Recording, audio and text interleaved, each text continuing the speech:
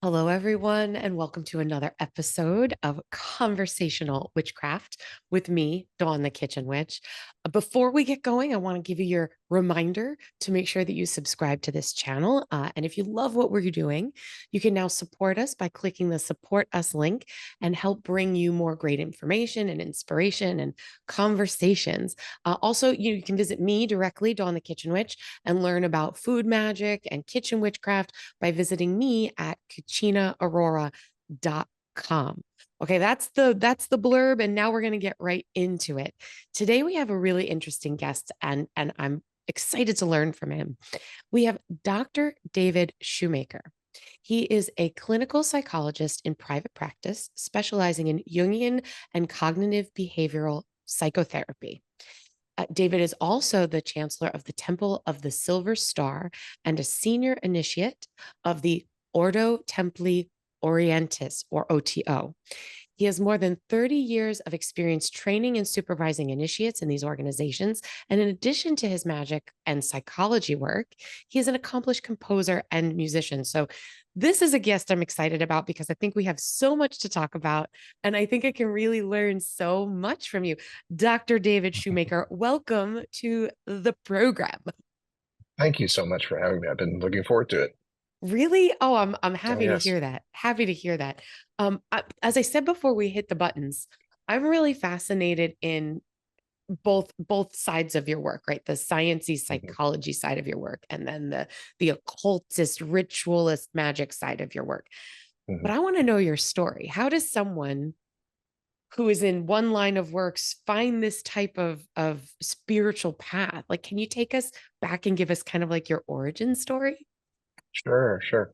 Um, it's even interesting to me how I found my way here uh, through all the twists and turns. But I came out of college. I was raised broadly Protestant, sort of a Methodist upbringing without too much expectation on me. But I came out of college basically an atheist and was fine with that, going to graduate school for my psychology degree. Um, but I'd been fascinated by the work of Carl Jung since my high school days, and had intensified that interest in graduate school and kind of made it a subspecialty within my program that I wanted to focus on.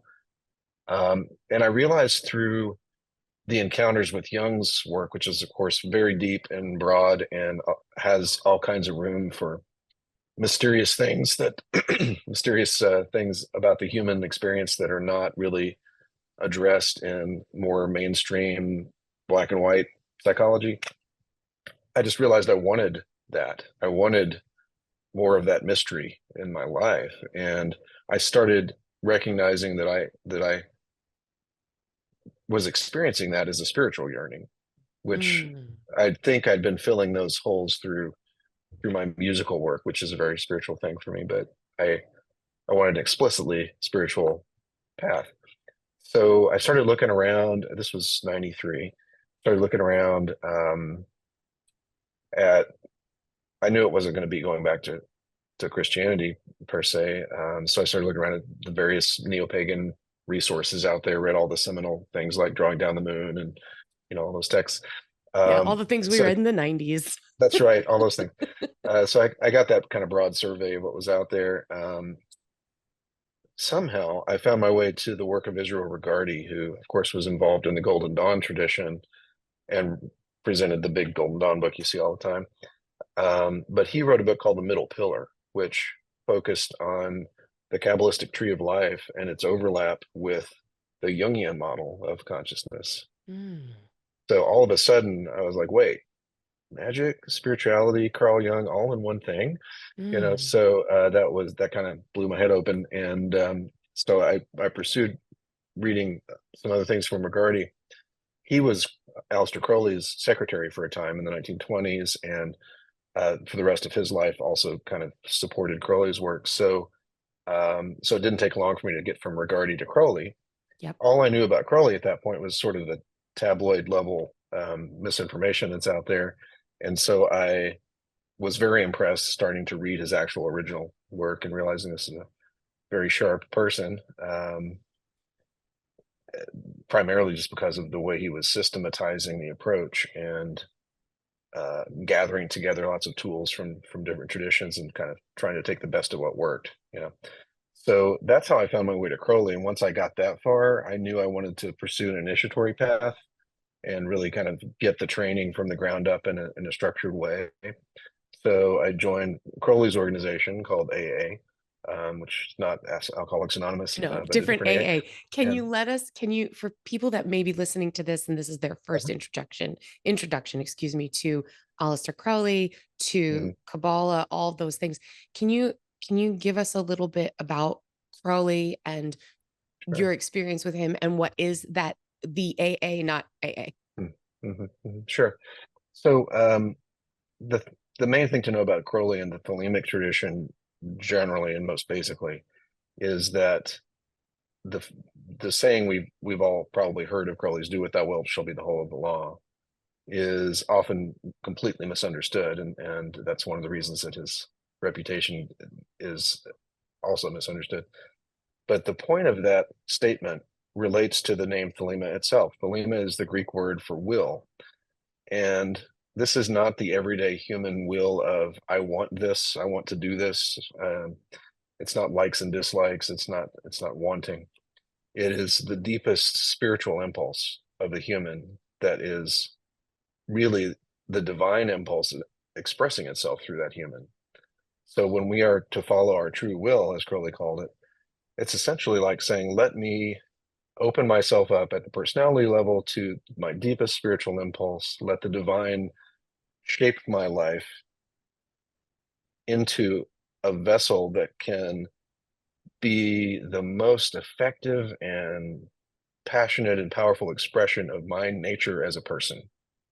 So it's just one big way of finding ourselves, one big way of describing the process of finding ourselves, finding our truth, finding out who we are, and then making it possible to live that out as best we can and leave every bit of room for everyone else to do exactly the same thing. So it's very small L libertarian in that sense, that we want everyone to be able to have that same freedom to discover who they are and live it out. So that's what "do what thou wilt" means. It doesn't mean do what you want. It means do what your basic nature dictates and leave others to do the same. So Crowley was trained in the Hermetic Order of the Golden Dawn in the late 1800s.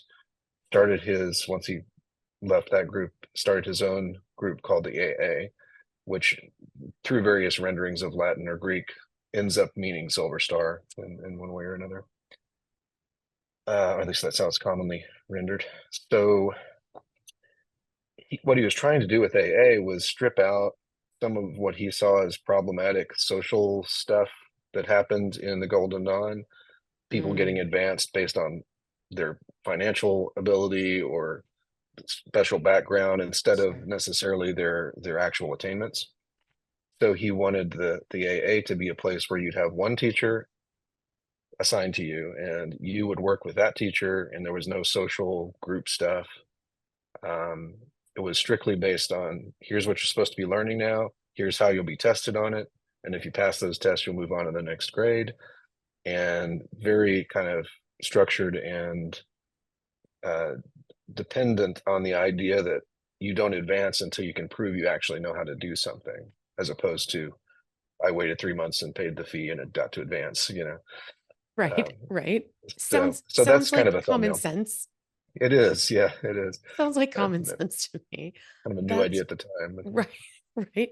That's very, very interesting. So you're at the beginning of your, I mean, was in your lifetime, was this discovery of Crowley mhm. and all of these teachings, was this, you said you were at the beginning of grad school when this happened? Yeah, So you're a young beginning, man, you're middle, yeah, yeah. having this kind of spiritual awakening. Hmm. I want to go back to something you said before about the Kabbalic tree of life overlapping Hmm. with Jungian principles. I'm Yeah, fascinated by that. Can you elaborate on that for us? yeah. The system of Kabbalah, and this is in a major section of the new book, The Way of the Will, on Kabbalistic psychology. Um, the system of the Kabbalah has built into it a way of understanding the way the parts of the human soul interact with each other and the way they interact with the divine and the universe. Okay, so the model of what a human being is in the Kabbalah has built into it the recognition that we have sort of a basic animal self and a more advanced intellectual human personality, ego, Mhm. and a divine spark within us, to oversimplify a bit. So there is room for the animal, the human, and the divine all in the Kabbalistic understanding of what a human being even is. Mm. So the tree of life is a map of human functioning. Like it, some of the spheres on the tree represent um, functions of the human intellect or the emotions or the memory or things like that. Other spheres represent that animal, the drives and instincts and autonomic functions. Other spheres represent superconsciousness, the divine, levels of being. And it is a model of how all those interact. And it's actually the most nuanced and, I think, effective models that I've ever encountered, including all the things I was taught in school. So it's, thousands of years old, but better at doing it than a lot of the modern techniques, which is not a new story. I think Right. those your listeners probably know there's old wisdom that is often much more useful than new wisdom. I think that is 100% true. I think that goes from everything from science, psychology, magic to food, cooking, the Sure. world that I live in. I think that's 100% true that as we have evolved as a species, we tend to overcomplicate things, Hmm. Hmm. or leave off the things that are simple and Right. disregard them as unimportant because they're simple. Right. I don't think that that's necessarily true, but Exactly. um, no, I think I just think that's fascinating, and I've never really put those pieces together before. I imagine that putting those pieces together for you as a clinical psychologist improves how you work with your clients, but also you're doing that work yourself. And so you're Hmm. having that insight, which then makes you better at helping others. Would that be correct? I would hope so. I mean, I have been working at this for a while, and nobody's perfect, but I've been working hard at self-understanding and kind of as all therapists should do, try to know themselves so that they don't have as many blind spots and screw ups.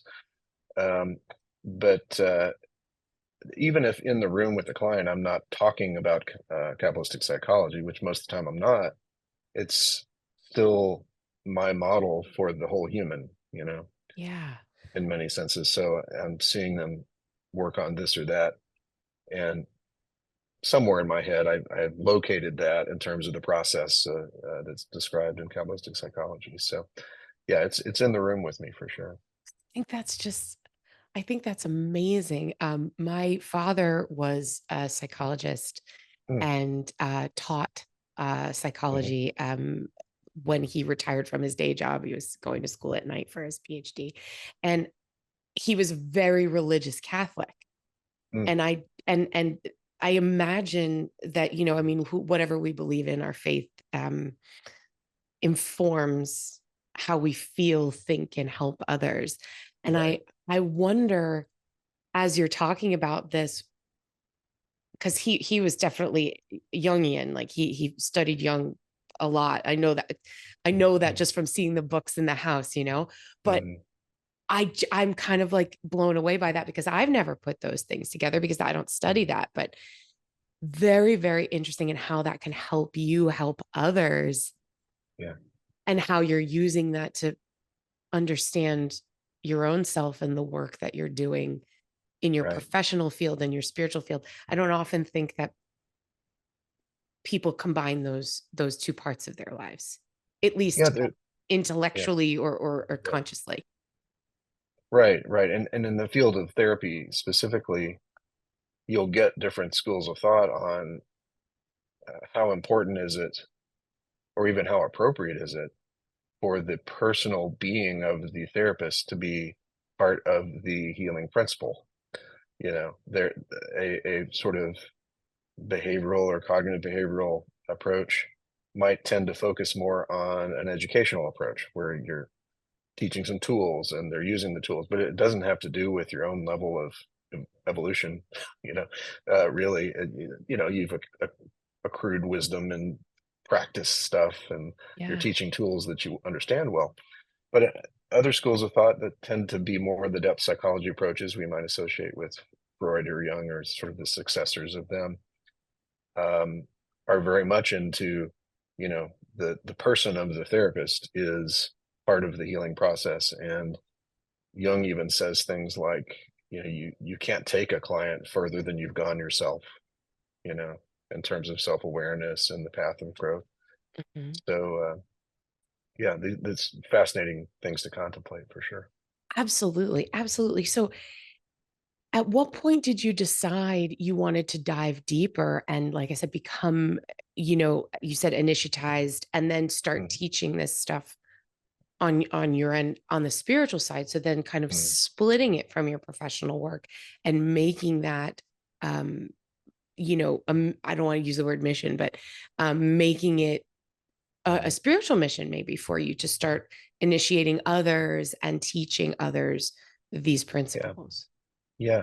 Well, moving from learning bridging into teaching was fairly early in the process, not necessarily because I was seeking that, but because the organizations that I was in th- are the structure is such that at some point somebody local uh, is likely to want or need to present a class on something, or you know, Yeah. I imagine you know what I mean. You know, sometimes you find Yeah. yourself, uh, I guess I'm teaching this, you know, Yeah. and then you start to figure out that you learn a lot by teaching.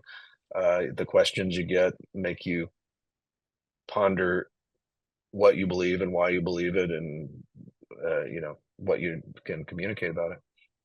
So it didn't take me long doing the teaching to realize that I felt a real calling to it. Mm. I felt very myself in the role of trying to help somebody understand something. Not surprising from the therapy background that helping people in general would be a part of me.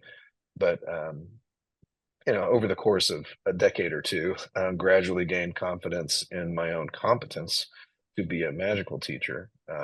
It takes a while to feel like you're kind of grown up enough to know what you're doing. Yeah. Um, and you know, I think I'm old enough now that no one questions if I'm grown up enough.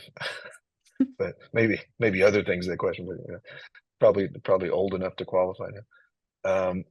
And um, so I found myself that the basic trajectory of that just continued to the point where I wasn't leading local groups, but I was leading national groups and now international groups. And so it just was kind of the way it unfolded, and I've just tried to do my best at each, you know, each new plateau.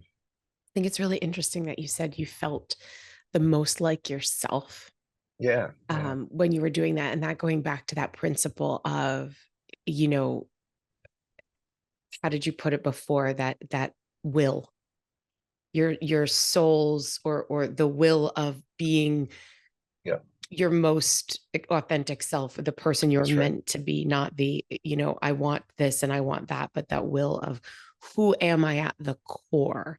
And Right. is that how you felt? Like, oh, this is Yeah. exactly where and when I'm supposed to be, exactly who I'm supposed to be in this moment. Yeah, right, and it starts with moments. You start to get clues from the moments that make you feel most yourself, most alive, most in the flow, you know? The idea of a flow state is kind of a adjacent principle here that we look for those moments when we seem to be, uh, a hollow vessel for life and wisdom to flow through, you know, just because of who we are, you know? Yeah. So, I started noticing this in various teaching capacities, and, um, yeah, when you start to watch over time the patterns that those moments make, the little clues about, oh, this was I really came alive doing that. I really felt not alive doing this other thing. Um, and then you can start to make more conscious choices about what kind of a life is going to honor what is coming through as your basic nature. Mhm. And then, of course, the more you do that, the more opportunities you have to learn and grow. And this is what we would define as true will, right? True True. will is the basic nature of the person, the way we are set up to be in the world. And often often we do not allow ourselves Right. the space for that, or we ignore those moments and go, that was just a thing that happened once, or, Mhm. how can one, if one is interested, and obviously you've written books and you talk about this and whatever, but for people that are just listening for the first time and just for the first time hearing this concept of true will, how could one start to identify that for themselves? Great question. I think actually, not to be too self-referential here, but my earlier book, Living Thelema, is probably a better first choice of a book by me for someone who's brand new to the Thelemic tradition and brand new to concepts like the true will, because it has some foundational chapters on those things in there. And in the true will chapter, I give some tools for, just to address your question. How do we start to query our basic nature, and what clues can we look to for that? So it's, as an example, some things we can do is look back to our early life and imagine, okay, I've grown into this kind of a tree. What was the seed that would have grown into that tree? What can I look back and find? Um, James Hillman, the Jungian author, has a book called The Soul's Code, which is great for this kind of approach. But if you look back at early life and you start to see, okay, if I was left alone for a whole day when I was 6 years old, what would I just want to do? Hmm. What would I just do if I could do anything I want? What toys would I play with? What games would I make up? Would I be inside, outside? Would I be social or not? Would I pretend I was a warrior or a wizard? And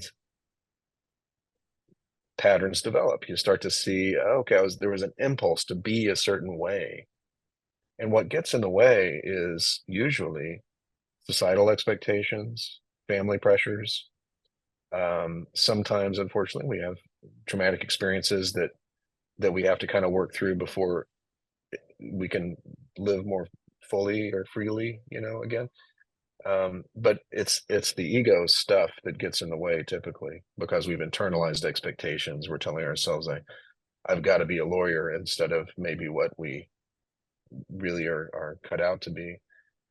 Some people are cut out to be lawyers, of course. It's Nothing against lawyers, just but nothing against lawyers. Lawyers are fine, but no, yeah, that's an amazing exercise, both spiritually and psychologically. Like if you're just looking at that as a self awareness exercise and a Mhm, healing exactly. exercise, which I again, like I have to go back to this. Like I think witchcraft, occultism, spiritual practice, and taking care of the self, psychology, self betterment in my life, they're intrinsically intertwined. Mhm. I don't think that in the greater witchcraft or pagan community, people discuss those things as partners Mm, as we are discussing them today. And that's one of the mhm. reasons why I keep kind of going back to that. Um, I know plenty of people, lovely, wonderful, fantastic humans that are like, I just suffered a devastating loss. I've suffered this, I've suffered this, I've suffered this in my life. And they're like, but I have these crystals and they're going to make Mm. everything better. And I did this spell and that's going to be great. And I meditated on it. And I'm like, uh-huh. And did you go to Mm. therapy? Yeah, Are yeah, you also working with these principles of higher self and yeah, understanding of ego and all of those things? Because if you're yeah, not doing those things, it doesn't matter what spell work or cult work you do. You are, as an individual, not going to become or get through the things that you want in your life, yeah, right? yeah, So yeah. I just think that is that exercise of like, what would you do when you were a child to Mhm. kind of start guiding you into what is your true will? where are you truly happiest? That doesn't mean go out and, quit your job. You still need to pay your bills, and you're not going to be happy if you can't Right. pay your bills, but Right. right. Like I'm just fascinated by that. I think that's incredible. Yeah. Um, I have like all these questions written down for you, but I feel like we've discussed them in so many ways already. So this is what we're going to do. We're Mhm. going to take a quick break. We're going to hear from our sponsors. And then we're going to come back and we're going to talk all about your newest book, The Way of the Will. Okay. We'll be right Right. back with Dr. David Shoemaker. We don't actually take a break, but if you needed a break right now, you could take one. You know, I will grab another half cup of coffee You if you don't totally mind. should. Absolutely, I you have should. smaller cups than you do. So. Yeah.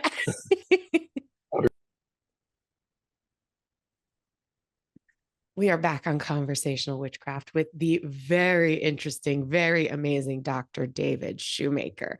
Dr. David Shoemaker, this is your brand new book, The Way of the Will. It is. Thelema in Action is the subtitle. It is out now. This was published in May. So this is available now through Wiser. And wherever books are sold, support your local bookstores. Tell me why this book and why now? Because you have a couple of other books on this type of topic, occultism, ritual magic, and that sort of thing. Why this one and why now? Well, as always seems to be the case, the way my books happen is the time feels ripe because the timing of having done enough, presenting or lecturing or podcast episodes. My Living Thelema podcast is still happening when I feel like it. Started in 2010. There's a YouTube channel for that. But podcast episodes tend to become chapters because I take the basic structure that I've talked about in the podcast episode, which are always instructional, and then expand on that and becomes a chapter. So not in every case, but that's kind of the model that worked for me with Living Thelema and with the new book. So some of it was enough time passing to accumulate that material and decide what was most important to present. But I think the sort of pivotal sort of catalyst was getting those chapters on Kabbalistic psychology written, because I realized when I was doing that it was feeling important. It wasn't just like, let me get a book done, this will be useful. It was feeling important. Also, the chapter where I give my personal story about connecting with the Holy Guardian Angel, which is another topic I could define in a minute if you like. Yes, please. Yes, please. That was just a very personal story that I felt it was time to tell. So all that stuff felt ripe. And then having just reissued Living Thelema, Wiser Books said, got another book maybe? And so that's Sure when do. I did this. That's so interesting. And again, yeah, like you said, that Kabbalic psychology section, Yeah. for people like me, it's very, very interesting. I just find it fascinating. Tell us, if you don't mind sharing a little bit of that pivotal story of yours about the guardian angel. Yeah. Yeah. So in Crowley's system, the true will is the breakthrough and conscious awareness of that tends to be associated with an attainment that we call the knowledge and conversation of the Holy Guardian Angel, which is an archaic term that Crowley picked on purpose because there could be a million terms for describing this, but it's basically a very specific cosmic consciousness. And the idea is that in that experience, in that attainment, we come into conscious contact with what many people would deem to be an external spiritual being that is kind of like a God that is personal to us.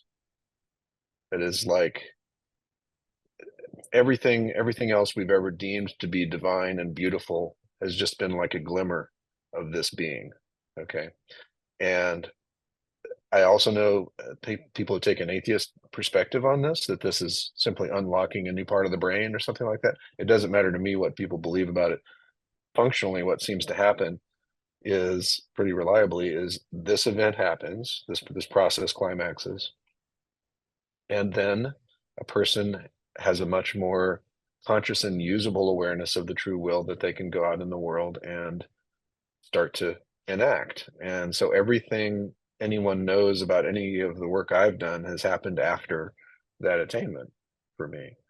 Um, I Wow. was 35 when that happened and had not written anything, had not done any podcasting, and not, I was just kind of doing my early career stuff and working in magical orders and stuff. But had this experience in 2004 under some trying life conditions, and um, it was like all of a sudden ideas and thoughts that I couldn't have come up with myself were flowing through me. So it really feels like a contact with an external divine source of truth that is just kind of your truth. Mm, And that's what takes it to a different place than, say, some sort of broad, we all have, if we've been doing this work, sometimes it's psychedelics with people, sometimes it's just deep meditation, but we've all had experiences of experiencing states of consciousness or sort of expanded awareness of the yeah. nature of the universe and things like that that are Yeah. brilliant and important. But the difference here is that that is sort of like specified to our own path. It's like a Wow. breakthrough of this conscious awareness, cosmic awareness, but and here's that how this applies to you, and here's your nature, and here's next steps and all of that. So the groups that I started, that I founded, like Temple of the Silver Star, is my magical friend. I won't say mine. I currently run it. Someone else will later, but it's the group I started, and it's a Golden Dawn patterned tradition that's Thelemic, with degree structure based on the Tree of Life and lots of symbol sets and things that came out of my own um, this knowledge and conversation of the HGA experience. And so we start to implement and kind of plug in our new awarenesses into what we do in our lives. And sure enough, when we do that, it seems like we're flowing with the current of the universe. Doors Mm, seem to open, and we don't feel like we're swimming upstream as mhm. much. So there's a lot more that could be said about it, but that's the Oh, basic. in fact, there's a whole book A whole or two, chapter, actually. yeah. But the truth is that okay, I got to back up because there's a lot to unpack there. What I love about what you're teaching and talking about is the individual experience, not this is how it's going to work for everyone. Mhm. There are these principles, these steps, these rituals, these teachings, systems that you can apply to you as the individual. And your experience within them is going to be solely yours. Right, right. That is very powerful because I think we're all looking for that thing that is solely ours. Mhm. And many of us grew up thinking if you do something that's just for you, or you have something that's just for you, you're selfish or you Mhm. don't deserve that thing. Right. Right. And that is very common with those of us that grew up in, very strict, maybe Christian faiths. You don't deserve it. There's something, Mhm. wrong or, it's not, you're not good enough for this thing that's solely yours. Right. And this is saying you're going to have an experience that is just you because of your Right. true will and your individualism, which is really fucking outstanding. Excuse my French. Yeah. Yeah. Really. Um, what is it that you hope people will take away from this book? Well, I'll answer that in the broadest sense because I thought of it this way as you were speaking just now. Um, my hope is that each individual will pursue a path of knowing themselves as deeply as they can, knowing the true will. Because one of the implications of doing that I didn't quite say earlier is that think about an ecosystem in nature where each plant and animal has its role Mm. and does its thing. And when there's space for each of those plants and animals to do their thing, the ecosystem flourishes. Yeah. That's how humanity can be if each person finds themselves. Now, I'm not being naively idealistic here. Of course, there will be sometimes conflicts and such, but in my experience, those conflicts are minimized when people are minding their own business, doing their will, and allowing others to do the same because everyone's in their orbit, you know? Planets aren't colliding with each other because they're in their orbits. Mhm. And so my hope ultimately would be that over the ensuing years, decades, centuries, and not just for my books, obviously, but just in general, that humanity would evolve by paying more attention to the individual truth of each person and trying to build a world together where there's space for that and encouragement of that and support of that process, because I think that's our hope, for evolving and maybe making it less likely that we destroy ourselves or fall apart.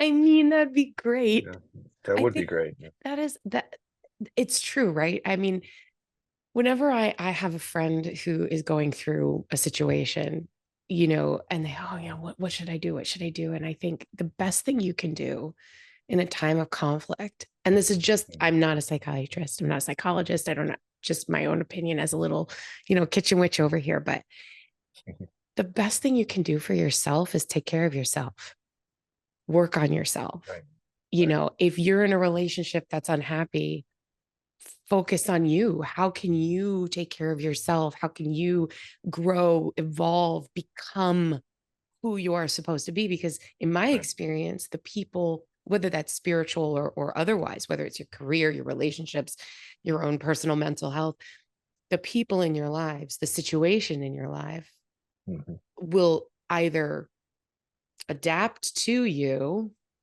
or you will grow beyond it and Right. leave it behind. So if we all did that, we all took care of our own spiritual, mental, physical, emotional health in all of Mhm. these ways, we would all be functioning as humans like you said, in our own orbit, taking care of Yeah. ourselves, being happy and mostly content. Again, somebody's always going to cut you off in traffic, so it's okay to be pissed off at that. Right. But generally in life, we'll be contented. And so we won't be constantly trying to tear each other down. Would you agree? Yeah, I think people who know themselves better, and especially if they're in a working in an orbit that is suited to their true will, it tends to not bring us into conflict with others. It tends to bring not 24/7 happiness in some silly way, but more like, underneath the frustrations of the day, that at least you're in the right place with the big picture, you know. Mm, So yeah.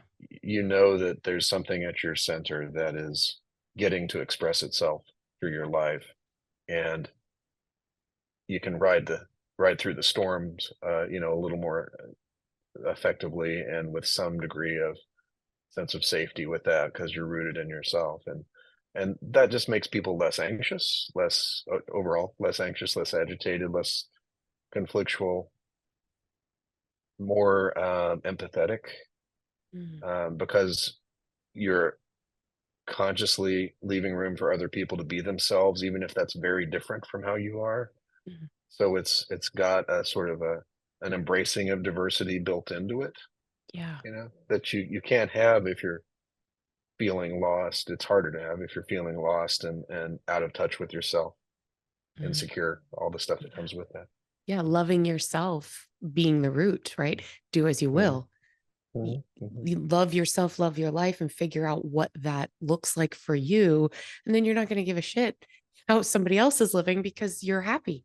So you're not Yeah, judging, yeah, right? I mean, again, I'm yeah, oversimplifying for sure, yeah.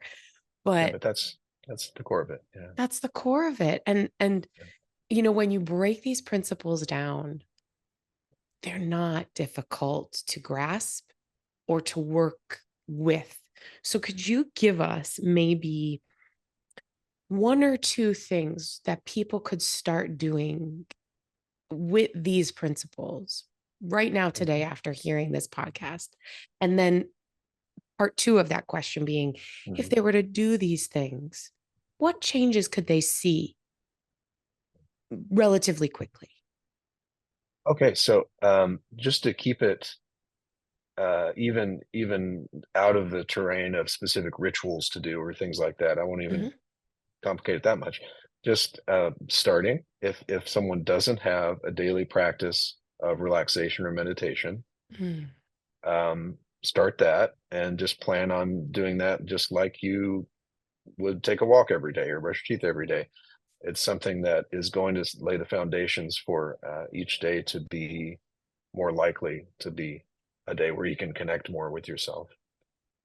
Because if the animal part of us is scared, which is what happens essentially when we're not relaxed, we're alert, we're vigilant for some sort of threat. You can't live from that state of consciousness and do much other than survive. Mm. And through rushing around and overbooking ourselves and all kinds of craziness in our days, not slowing down and relaxing, we make it very hard to rise above the sort of scared animal place. So that's the first thing. And it's boring, but it's to talk about and to think about probably, but it's also extremely important. Um, it's like getting good sleep is not an exciting topic, but it's pretty essential to having a good life, right? I'm very So excited by a good night's sleep. Okay. yes, me too. I don't get them very often. I'm very excited about sleep. It's the best. Well, we're on the same page there. Uh, so relaxation, meditation, daily practice. The second thing, more targeted to true will, which might be a good experiment for people, in addition to that, thinking about what would I do if I had all day as a kid? Yeah. Think about the stages of your life, maybe break it into 5 year spans, um, 5 to 10, 10, 15 years old, whatever, and think about what you were fascinated by. Who were your heroes or heroines in real life or in movies or in books? What were your favorite songs? What were your favorite stories? And the reason to do that is because stories that fascinate us do so because something is resonating in us about that particular truth. So if you watch the trends in what was fascinating and absorbing and exciting across your lifespan, you start to see a pattern. Oh, I was drawn to stories about, you know, going off to a foreign land and coming back with something I could give to share with people, or I was fascinated by the the dragon slaying thing, or I was fascinated by the healing thing. Watch for Wow. patterns, Wow. So that's just a simple little uh, mental imaginal exercise that people could do. It's a true will A exercise, true will right? thing, Now, right? could you combine the relaxation and the true will like exercise? Could you sit in a meditative state and regress and do that true will exercise back to your childhood? Or would you not advise, Yeah. sit in meaningful silence for 5 minutes and Mhm. then at another point of the day do this exercise where you're working on true will? Mhm. No, I think relaxation is a helpful prerequisite, like immediate prerequisite to any other activities. So if it's going to be a ritual, relax first. If it's going to be a Mm. meditation, relax first. If it's going to be these sorts of pondering exercises, get relaxed first. And um, the meditation could be on true will, Yeah. that could be the nature of the sort of chain of thoughts you allow yourself to explore and expand upon. Is there anything that you were surprised to learn or to dive deeper into in the process of writing this new book? A couple things jump out. One is that I don't often write something yeah, I addressed this earlier when I said I felt like it was important to write those Kabbalistic psychology chapters. I don't often write something and think, wow, I really feel like this needed to be said, and I didn't realize how much it needed to be said until I just did this. Right. So that's a very gratifying sense of, I feel like I really contributed something here. Yeah. And the other thing was the sense of rightness and importance of sharing more of my own story, actually putting that in writing and seeing that this is going to be in a book out there forever. And, you know, that's just, it surprised me how, I guess, appropriate that felt for me now. Like I could tell the time was right. So Yeah. that was also really gratifying to share that. Well, it's one thing to, write about the knowledge that you have, and it's another thing to open yourself up and share your own personal experiences with the Mhm. knowledge that you shared, and Right. as someone who's written books, the vulnerability of writing and sharing your like deep stuff and going, oh my God, this is in print and it's going to be out there forever. Mhm. That's intimidating. So, I think it's always surprising when we feel comfortable enough to share those things. Like you Right. said, it's going to last forever. So it's really Yeah. important, right? Um, Yeah. are there any myths or misconceptions about the, thelemic practices that you would want to debunk, that you would like say, hey, this is not that, this is, what it is? Sure. I think the primary one would be that misunderstanding of the will being, do what thou wilt mean, not meaning just do whatever you want. So it's not some sort of asocial, anarchic kind of thing. It's it's a deeply principled observation of one's nature and an intention to live it out. So it's the opposite of do whatever you want, actually. Um, and the other thing is probably misconceptions around Crowley specifically. Yeah. Now, in our system, this stands apart from some other religious traditions. Some, Thelema for some people is not a religion anyway, but more of a philosophy. Um, we don't hold up Crowley as the founder of the tradition as if his personal behavior was the model. So it's not Mm, like be more Crowley like and you'll be more holy. It's here's a very smart person who left behind a system that really seems to work for people, and we can not like him as a person and still benefit from the system. And I think if we knew more about the actual lives of the founders of many religious traditions around the world, um, we'd come to the same conclusion. But unfortunately, what happens is that most people are acculturated to look at a religious system that has an identifiable founder and say, oh, the goal is to be Christ-like. You have to be just like that person, and that's the model of an ideal human. That's just simply not the case there. The model of yeah. an ideal human is each of us finding ourselves, and that's our ideal. Be yourself. I So love that so much. The model of an ideal human is each of us finding ourselves. exactly, yeah. I feel like I want to have that tattooed on my forehead. So, that is just, that's a really, it's a really good, I'm just going to sit with that. I'm going to take that with me Yeah. from today's chat for sure. Thank you for that. Sure. Um, wow. Dr. David Shoemaker, you're pretty awesome. I'm really happy that I got to have you on the show because I've Well, learned so much and I'm really, really inspired um, by these principles. And tell everybody where we can find you online, where we can find your podcast, how we can be in touch with you and learn more from you. well, thank you for again. Thank you very much for having me on. It's a really enjoyable conversation. I liked it. Um, so let's do organizations first. Temple of the Silver Star um, is TOTSS.org. The AA that I referenced is the one-to-one solitary tradition. That is onestarinsight.org.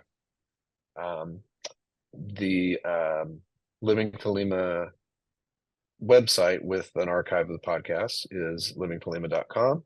There's a Living Thelema YouTube channel. And of course, you can get the podcast wherever you get podcasts. Um, my music is up on Spotify, Apple Music, and other places. People are interested. I'm not a Didn't even professional talk about your musician, but music. I'm so sorry. it's We been an didn't even important side gig. we didn't even talk about it. All right, we should talk about it really quick. Tell us a little bit about your music. What kind of music? What do you play? What do you write? I'm married to a musician, so Yeah. fascinated by music as well. Tell us a little bit Well, about that. sure. I suppose in terms of genres, it's mostly been guitar focused, electronic and experimental music. I had a band project called Last Three Lives, which was sort of progressive rock, experimental stuff. I did a film score to a film called Elsa Letterseed, which was all electronic, which may be findable out there. Some of the soundtrack certainly is. So cool.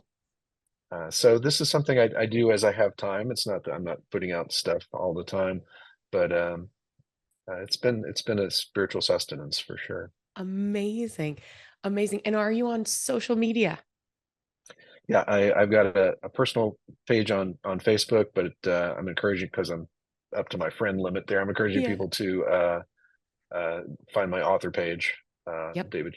David Shoemaker on Facebook. There's a Living Thelema Facebook page. I also want to tell people about ThelemaCon, which is a conference. We're having our fourth one in October here in Raleigh, North Carolina, and also online. So it's a hybrid conference you can attend from anywhere. You don't, it's open to the public. You don't have to be a member of any organization, but it's a place to talk about thelemic magic and mysticism with some very good presenters and who are also good friends of mine and great people. So Cool. it's a fun place to hang out, and that is thelemacon.org. Awesome. I'm writing that down for sure. Okay, so the book is The Way of the Will, Thelema in Action. This is available now through Wiser Books, and you can buy it wherever books are sold. Support your local bookstores. Learn all about all this amazing true will and Thelema. I'm really fascinated. I'm a novice when it comes to Kabbalah. I'm novice when it comes to this sort of thing. So a lot of what you said today really resonated with me. So I want to thank you for Great. that. Um, Dr. David Shoemaker.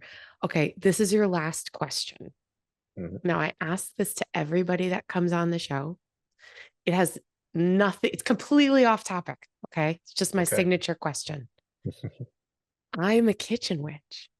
So if you were to have me create one magical meal for you, what would it be and why? Mm, mm. Well, I hope it's a fair answer to describe cuisine that I like. Yeah. Something in the direction of Thai or Szechuan or even classic French cooking or Spanish cooking. Pick any of those, and I'm a happy boy right off the bat. Um, but something that's spicy and vibrant and has fun contrasts. There's always I like Oh, to cook, so do you you really? A yeah. fun contrast and sort of Asian inspired, yeah, Southeast Asian inspired, like that, like you said, like Hmm. Thai or I don't know, you said Thai and then you said classic French Szechuan, and yeah. Szechuan. I feel like I make a really mean bone broth. Mm, We call it like Thai, it's not Thai soup. It's not pho. It's not Vietnamese. It's sort of like my own jam of Asian-y flavor soup. And it's got sounds a great. little sour fish sauce and it's got a little lime and it's got a little hot Hmm. pepper. I feel like I would make you a giant bowl of that with like a crispy onion crumble on top. Mm, So you get all of those yeah, different textures and flavors. Would that be correct? that would be perfect. And now that it's lunchtime here, I know where what I feel like doing now. What you're gonna have Uh, for lunch? that's a great question. I'm glad I got to ponder that. I learned so much about people by what they would want to eat. Mm. It's a really telling to learn about folks about like what is their palate, what their personality of their favorite foods. So, thank you so much for being on the show. Thank you for Of all course. of your knowledge, for the amazing work that you're doing in the community. I really, really enjoyed our conversation. Thank you so much for being here. Well, thank you again for having me. It was really delightful to talk to you. Oh, wonderful. Until next time, everyone, I wish you so many blessings and so much gratitude.